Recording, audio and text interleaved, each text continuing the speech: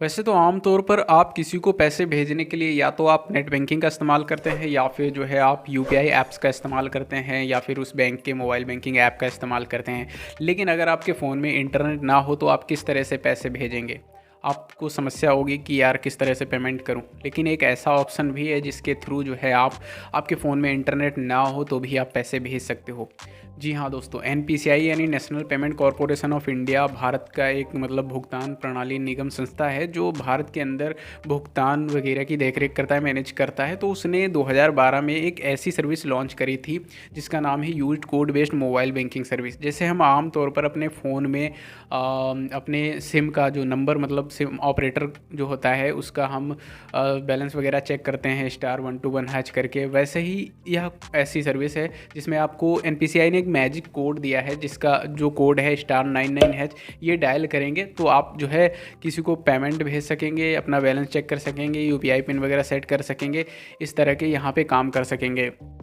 आपके पास चाहे छोटा फ़ोन हो उस फ़ोन में भी इस सर्विस का आप इस्तेमाल कर सकते हैं। बेसिकली एनपीसीआई ने ये जो सर्विस है वो छोटे फ़ोन वालों के लिए ही बनाई हुई थी, लेकिन इसका कोई इस्तेमाल जो है बड़े फ़ोन वाला भी कर सकता है। ख़ास तौर से उस टाइम पे जब उसके फ़ोन में इंटरनेट ना हो तो वो इस सर्विस के ज़रिए अगर किसी को पेमेंट भेजना चाहता है तो वो भेज सकता है, बस उसके फ़ोन में जो है नेटवर्क अच्छा होना चाहिए।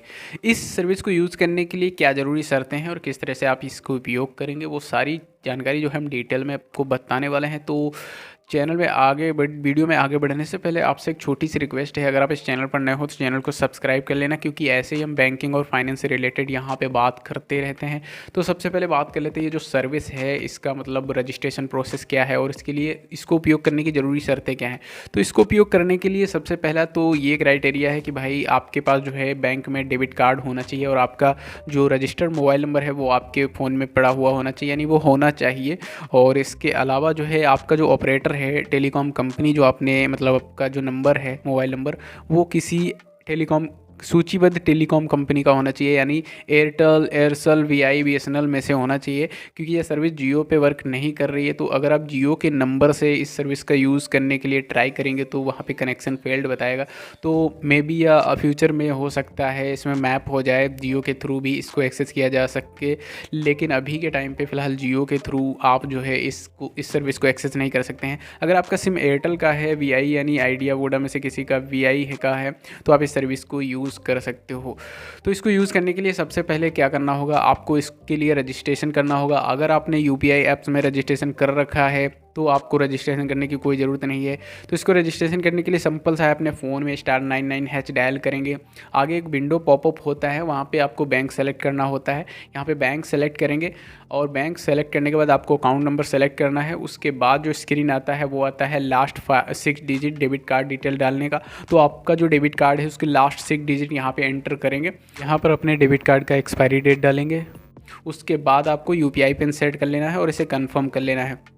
तो इस तरह से जो है आपका यहाँ पे रजिस्ट्रेशन कंप्लीट हो जाता है। यहाँ पे आप जो है यूपीआई पिन वगैरह सेट हो जाता है। इस यूपीआई पिन की मदद से अब आप जो है कोई भी ट्रांजैक्शन यहाँ इस कोड के ज़रिए कर सकेंगे।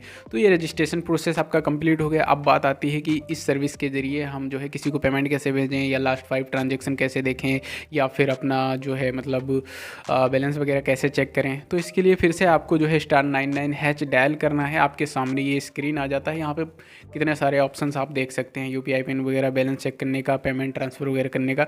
तो यहाँ पे आप जिस भी ऑप्शन को एक्सेस करना चाहते हैं तो उसके सामने जो अंक दिया रहता है उसको सिंपल सा है डालेंगे और ओके पर क्लिक करेंगे तो आपको जो है उस ऑप्शन को एक्सेस करने का आगे का जो स्टेप होता है वो आ जाता है। जैसे कि आपको पेमेंट भेजना है तो पेमेंट भेजने के लिए हम इसका जो नंबर है वो यहाँ पे डालकर ओके करेंगे। आगे आप पेमेंट मेथड पूछ रहा है कि किस मेथड के जरिए आप जो है पेमेंट भेजना चाहते हैं, मोबाइल नंबर के थ्रू, अकाउंट नंबर के थ्रू या फिर यूपीआई आईडी के थ्रू। तो जैसे कि मैं यहाँ पे मोबाइल नंबर के थ्रू पेमेंट भेजना चाहता हूँ तो यहाँ पे मोबाइल नंबर डालूंगा।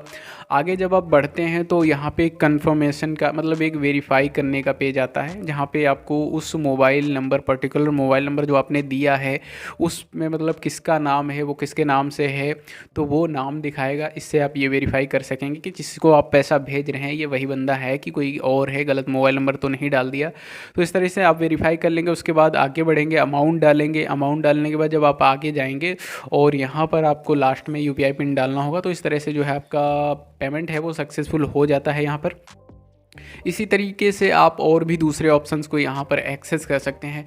तो कितना ही आसान है यह मतलब सर्विस अपने फ़ोन में इस्तेमाल करना।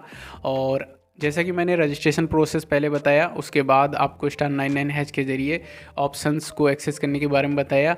लेकिन अगर आप यूपीआई ऐप्स का इस्तेमाल करते हैं तो आपको रजिस्ट्रेशन करने की कोई आवश्यकता नहीं, आप डायरेक्टली *99# डायल करके जो है यहाँ पर इस सर्विस को एक्सेस कर पाएंगे।